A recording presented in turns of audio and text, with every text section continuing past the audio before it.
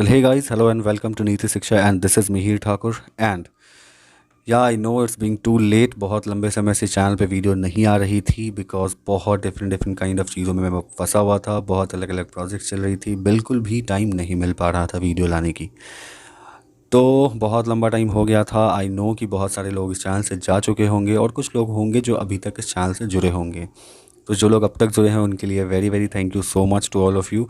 And जो हमारे नए फैमिली मेम्बर इस चैनल से इन फ्यूचर जुड़ेंगे उनके लिए एक छोटा सा अपडेट कि आने वाले टाइम में कोशिश करूँगा मैं कि वीडियो आती रहे, प्रॉपर शेड्यूल में आती रहे। ये तो प्रॉमिस नहीं कर सकता कि वीडियो डेली आएंगी, बट हाँ, अब से वीडियोस मैं कोशिश करूँगा कि प्रॉपर शेड्यूल में आपके चैनल यानी कि इस चैनल पे आती रहे। तो क्योंकि मैं अभी बहुत डिफरेंट काइंड ऑफ चीज़ों में फंसा हुआ हूँ, बहुत अलग अलग प्रोजेक्ट्स पे काम चल रही है, that is why regular videos अभी नहीं आ पाएगी।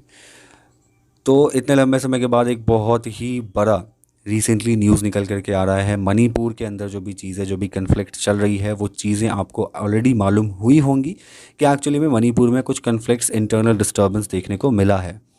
तो बेसिकली हम आज इसी टॉपिक पे डिस्कस करने वाले हैं इस वीडियो में कि एक्चुअली में मणिपुर के अंदर में एक्चुअल क्या सर्कमस्टांसेस है, क्यों वहाँ पे ऐसे कन्फ्लिक्ट्स, इंटरनल डिस्टर्बेंस देखने को मिली है, और आर्टिकल 355 का क्या रोल है, सेंट्रल गवर्नमेंट ने क्यों आर्टिकल 355 इम्पोज किया है मणिपुर के अंदर में। तो स्टार्ट करते हैं इस वीडियो को without any further delay. So let's begin. सबसे पहले हम लोग बात करते हैं मणिपुर के पॉपुलेशन के बारे में। पॉपुलेशन समझने के बाद ही आपको चीज़ें क्लियर होंगी थोड़ा सा। देखो, मणिपुर में बहुत सारे काइंड ऑफ जो है वो क्या है, ट्राइबल ग्रुप्स हैं। ये आप देख सकते हो कि इतने टाइप के वहाँ पे जो है क्या है, ट्राइबल ग्रुप है, जिसमें से सबसे जो मोस्ट पॉपुलेटेड अगर कोई ट्राइबल ग्रुप है जिनकी सबसे ज़्यादा मेजॉरिटी है वो है मिताई कम्युनिटी।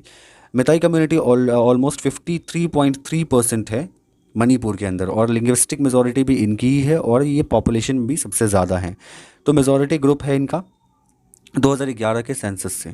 अभी रिसेंटली गवर्नमेंट के द्वारा ये कहा गया, मणिपुर गवर्नमेंट के द्वारा भी ये कहा गया कि जो मिताई कम्युनिटी है उनको एसटी का स्टेटस दे दिया जाए, यानी कि शेड्यूल्ड ट्राइब का स्टेटस दे दिया जाए। क्योंकि जैसे ही ये जजमेंट, ये स्टेटमेंट गवर्नमेंट की तरफ से आती है, बाकी की जितनी अदर जो ट्राइबल ग्रुप्स है उन लोगों ने क्या किया, मिताई कम्युनिटी के अगेंस्ट में पूरे मणिपुर के अंदर एक सॉलिडारिटी मार्च निकाला। सॉलिडारिटी मार्च निकालते वक्त वो चीज़ें कैसे कन्फ्लिक्ट में बदल गई, कैसे वहाँ पे डिस्टर्बेंस इतना ज़्यादा हो गया, क्लैशेस हो गई कि पूरे मणिपुर में पब्लिक प्रॉपर्टीज़, कई सारे लोगों की जानें गई, खतरा वहाँ पे बहुत तेज़ी से बढ़ा और बहुत लार्ज स्केल पे वायलेंस देखने को मिला। देख सकते हो जैसे कि यहाँ पे आपने देखा होगा कि इन अभी जो मणिपुर का जो हाल है वो कुछ ऐसा है। अभी वहाँ की जो मैरी कॉम, जो स्पोर्ट वुमेन है, उनके द्वारा भी ट्वीट किया गया था ट्विटर पे कि उन्होंने प्राइम मिनिस्टर ऑफिस यानी पीएमओ को टैग किया, अमित शाह को टैग किया, राजनाथ सिंह को टैग किया और ये बताया कि save my state Manipur, Manipur is burning, यानी कि उनका स्टेट जो वो जल रहा है उसको प्रोटेक्ट किया जाए, उसको बचाया जाए। और असम, वहाँ पे असम राइफल्स हो गए, इंडियन आर्मी हो गई मणिपुर में, और अदर पैरामिलिट्री फोर्सेस है, उन सभी को वहाँ पे डिप्लॉय किया गया है ताकि वहाँ के सिचुएशंस को कंट्रोल में लाया जा सके। तो जैसा कि आप सभी देख रहे होंगे कि मणिपुर के अंदर काफ़ी ज़्यादा वायलेंस क्रिएट हो गई है ना। किस कारण से वायलेंस क्रिएट हो गई है, जो इमीडिएट कॉज है वो आपको समझ में आ गया, ठीक है, इसी वजह से। लेकिन अब धीरे वहाँ पे सिचुएशन इतना ज़्यादा बुरा हो गया था कि वहाँ की जो सेंट्रल गवर्नमेंट है, वहाँ के जो गवर्नर हैं, उन गवर्नर ने फोर्सेस को ये ऑर्डर दे दिया था, शूट एट साइट का ऑर्डर दे दिया कि अगर कोई नहीं सुन रहा है, कोई फिर भी वायलेंस क्रिएट कर रहा है तो उसको शूट एट साइट का ऑर्डर दिया गया है फोर्सेस को। थोड़ा सा मैप पे अगर हम थोड़ा समझने की कोशिश करें कि एक्चुअली में किन किन एरियाज़ में सबसे ज़्यादा वायलेंस हुआ है, तो देख लो, ये जो इम्फाल वाला एरिया है, ठीक है, मणिपुर की राजधानी है कौन सा, इम्फाल। तो इम्फाल वाला एरिया है, इस एरिया में जो है वायलेंस क्रिएट हुआ, और सबसे ज़्यादा बड़ा, जो सबसे बड़ा डिस्ट्रिक्ट है मणिपुर का, वो ये है ना, चूरा चांदपुर। ये जो जगह है, यहाँ पे वायलेंस सबसे ज़्यादा देखने को मिली इस डिस्ट्रिक्ट के अंदर में, मणिपुर के इस डिस्ट्रिक्ट के अंदर में वायलेंस सबसे ज़्यादा देखने को मिली इम्फाल में और यहाँ, और धीरे धीरे बाकी सारी अदर डिस्ट्रिक्ट्स में भी वायलेंस फैलने लग गया। ओके, तो अब हम लोग बात करेंगे आर्टिकल 355 के बारे में। एक्चुअली में इसका क्या सीन है, देखो, आर्टिकल 356 क्या है, प्रेसिडेंट्स रूल है। प्रेसिडेंट्स रूल कब लगाई जाती है किसी स्टेट्स में, आपको ऑलरेडी मालूम होगा, नहीं मालूम है तो उस पर भी वीडियो आएगी, नेक्स्ट में हम बात करेंगे कभी और टॉपिक पे। बेसिकली प्रेसिडेंट्स रूल में क्या होता है कि जिस भी स्टेट में आर्टिकल 356 इम्पोज की जाती है सेंट्रल गवर्नमेंट के द्वारा, वहाँ पे स्टेट लेजिस्लेचर को हटा दिया जाता है, स्टेट लेजिस्लेचर काम करना बंद कर देती है और स्टेट गवर्नमेंट का जो भी पावर है वो सेंटर के हाथ में आ जाता है और सेंट्रल गवर्नमेंट स्टेट्स को तब तक रन करती है जब तक वहाँ पर प्रेसिडेंट्स रूल इम्पोज होता है, आर्टिकल 356 इम्पोज होता है। आर्टिकल 355 जो है वो पार्ट 18 ऑफ इंडियन कॉन्स्टिट्यूशन में है।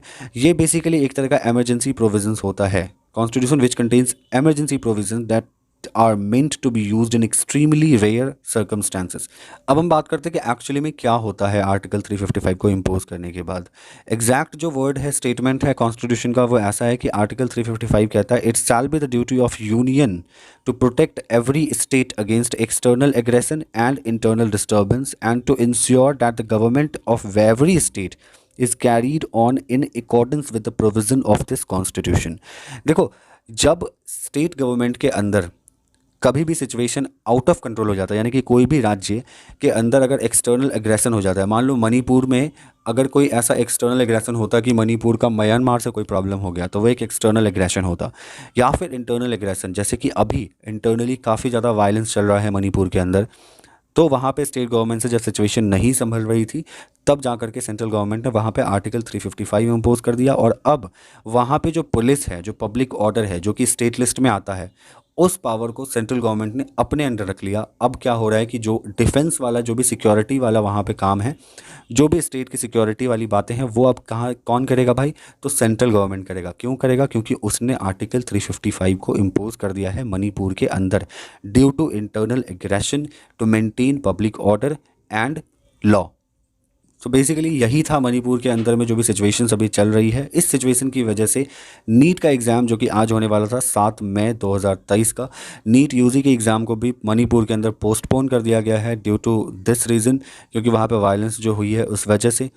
नेक्स्ट फर्दर डेट आएगा नीट का, तो फिर नीट की एग्ज़ाम मणिपुर में आने वाले टाइम में करवाई जाएगी इसी वजह से, क्योंकि वहाँ पर इंटरनल डिस्टर्बेंस बहुत ज़्यादा हुआ। आई होप जो भी मणिपुर के अंदर सिचुएशन है, जो भी कांड हुआ या फिर जो भी ट्रेजेडी वहाँ पे हुई है, वो आप लोगों को क्लियर हो गई होगी। आर्टिकल 355 जो है वो क्या है वो समझ में आ गया होगा। If you have any queries और कोई भी क्वेश्चन है आपके माइंड में, सो डेफिनेटली आप कमेंट बॉक्स में पूछो। I will definitely try to solve your queries and I hope you like this video. So see you in the next one. Till then, goodbye. Mihir Thakur signing off.